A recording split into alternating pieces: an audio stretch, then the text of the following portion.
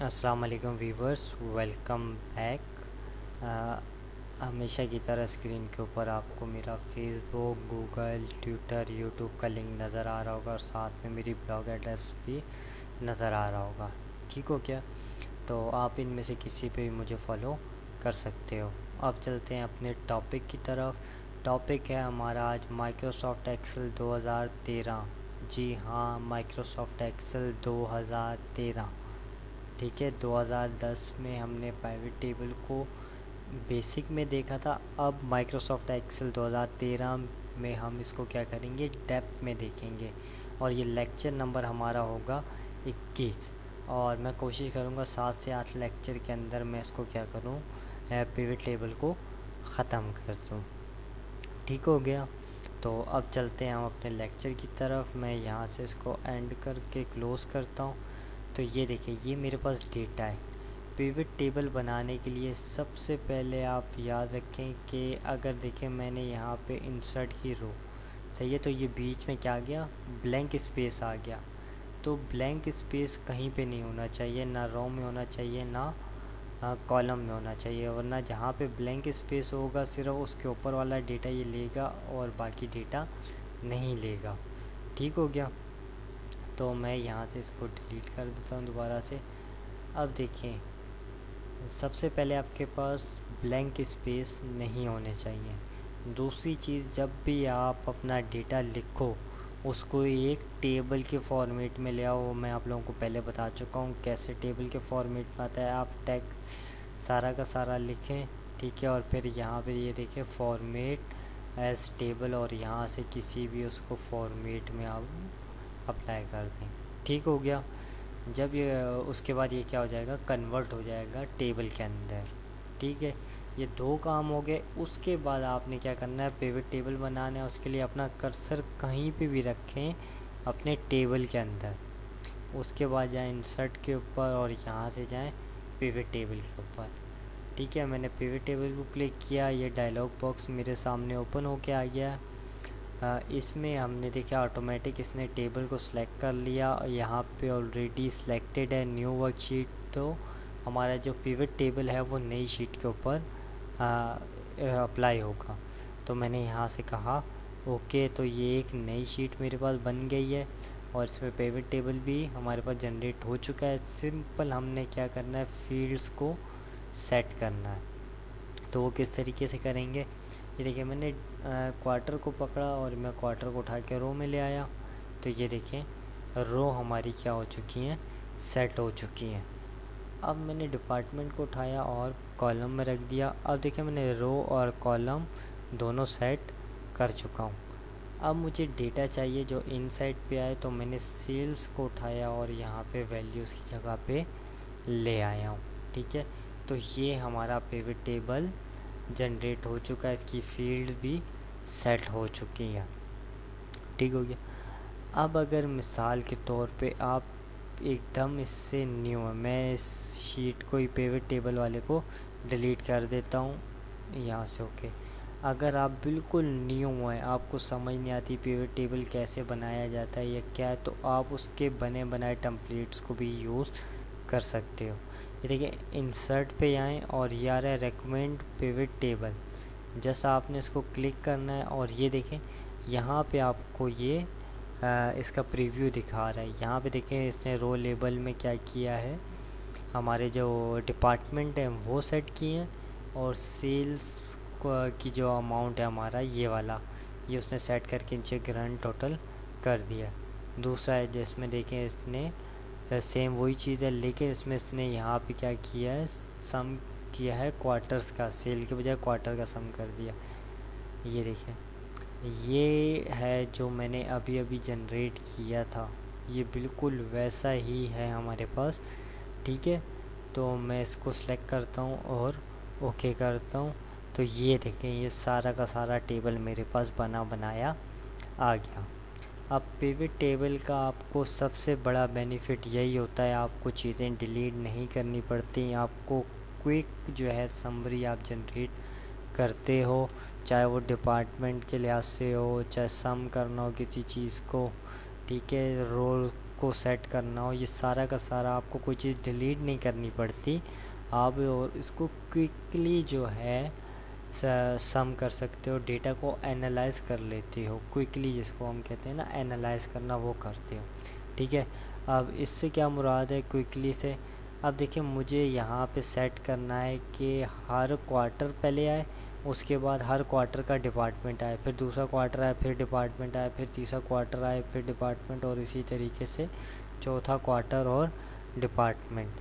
अगर यही काम मैंने आपको मैन्युअली दिया होता, ठीक है, तो आप यहाँ से कट पेस्ट कर रहे होते और उसमें आपका बहुत टाइम स्पेंड हो जाता। तो यहाँ पे आपको कुछ भी नहीं करना। ये देखिए मैंने यहाँ से डिपार्टमेंट को उठाया और घसीट के मैं इसको ले आया रो के ऊपर। तो अब देखें सारे के सारे क्वार्टर अलग हो गए, ठीक है, और सारे के सारे डिपार्टमेंट उसके नीचे आ गए।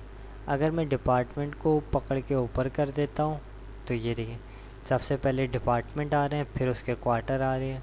ठीक है, तो क्विकली आप डेटा को क्या करते हो, समराइज़ कर देते हो।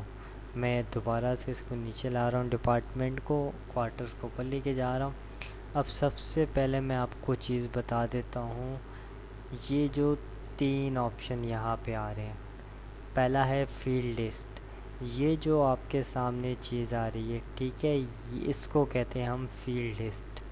अगर मैं इसको यहाँ से क्लोज़ कर दूँ या यहाँ से क्लिक कर दूँ तो ये फील्ड लिस्ट जो है ये गायब हो जाएगी। मैंने यहाँ से क्लिक किया तो ये देखें ये हमारे पास लिस्ट गायब हो गई।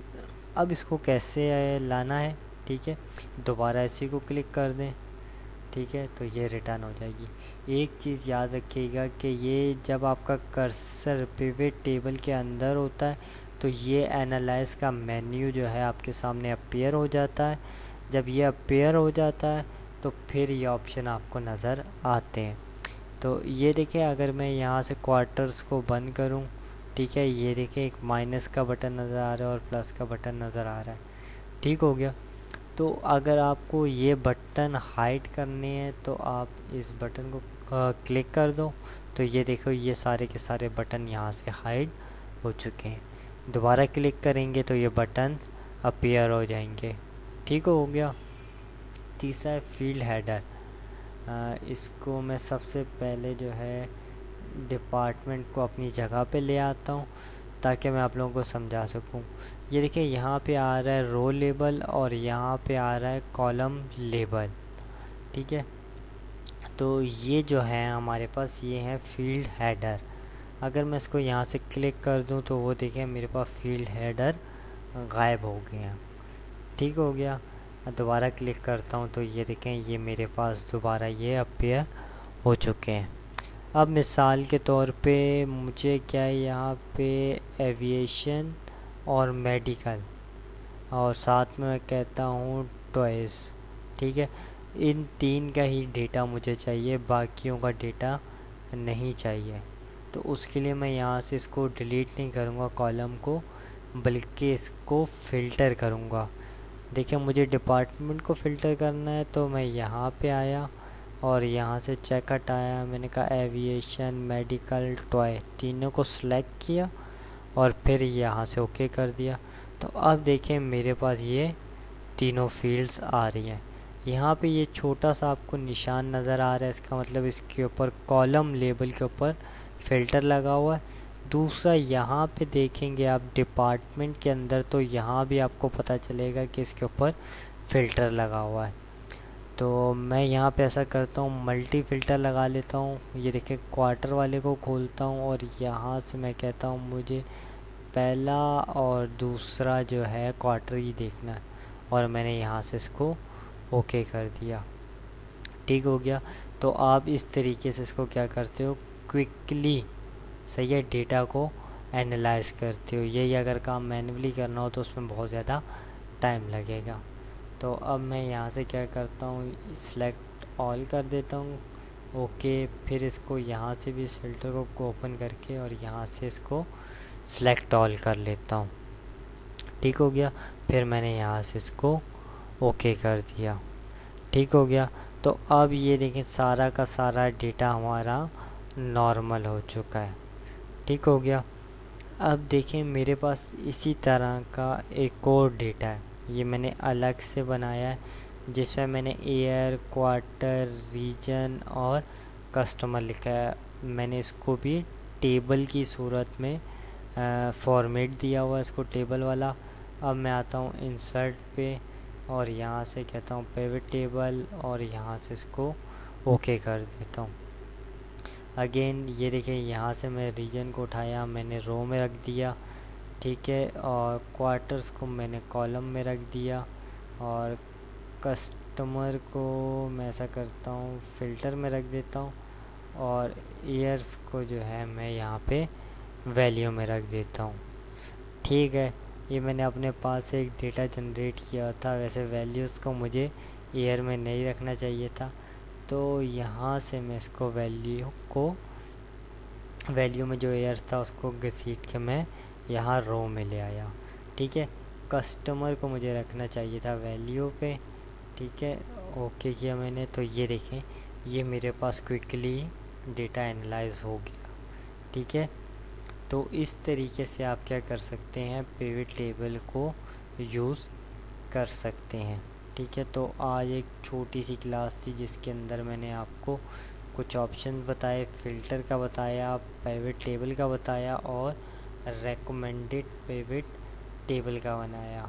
सही है, नेक्स्ट क्लास में हम जो है थोड़ा इसको और एक्सटेंड करेंगे। एक छोटा सा ओवरव्यू दिया था मैंने ताकि आप लोग कंफ्यूज ना हो कि पहली क्लास तो हमें 2010 में दी गई और अचानक से 2013 में हमें ले आए। तो बिल्कुल एक ये छोटा सा समझ लें, इसको भी ओवरव्यू ही था ये। ठीक है, तो इंशाल्लाह नेक्स्ट क्लास के अंदर हम इसकी जो भी फ़ीचर्स हैं उनको डिस्कस करेंगे। दुआ में याद रखिएगा। अल्लाह हाफ़िज़।